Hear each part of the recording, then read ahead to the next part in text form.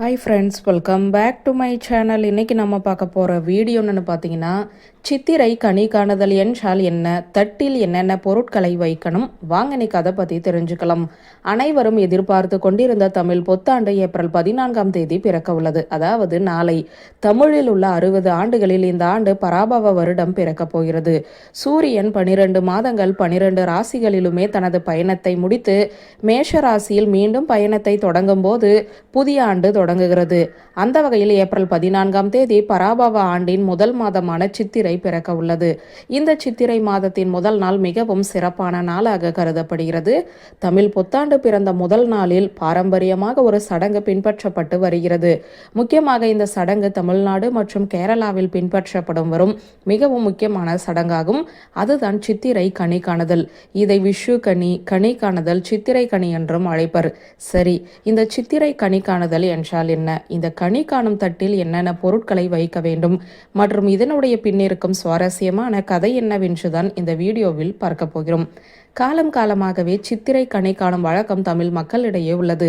அதாவது தமிழ் புத்தாண்டிற்கு முந்தைய நாள் இரவு வீட்டை சுத்தம் செய்துவிட்டு ஒரு தட்டில் முக்கணிகளான மா, பழ, வாழையுடன் வெற்றிலை பாக்கு, எலுமிச்சை, தங்க நகைகள், தங்க காசுகள், வெள்ளி நாணயங்கள், மங்களகரமான பொருட்களான மஞ்சள், குங்குமம், பூ மற்றும் பணம் நாணயங்கள் போன்றவற்றை வைத்து அதற்கு முன்பு ஒரு கண்ணாடியை வைத்து பூஜை அறையில் சாமிக்கு முன் வைக்க வேண்டும்.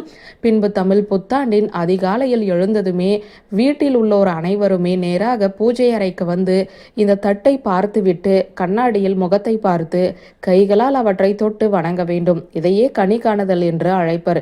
இப்படி புத்தாண்டின் முதல் நாளில் எழுந்ததுமே இந்த மங்களகரமான பொருட்கள் நிறைந்த தட்டை காணும் போது அந்த ஆண்டு முழுவதுமே மங்களகரமாகவும் செழிப்பாகவும் மகிழ்ச்சியாகவும் இருக்கும் என்பது நம்பிக்கை.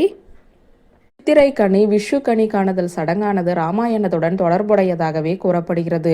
புராணங்களின்படி ராவணன் சிவபெருமானின் தீவிர பக்தனான ராவணன் உலகில் தான் பெரியவன் என்ற ஒரு அகந்தையுடன் இருந்தான்.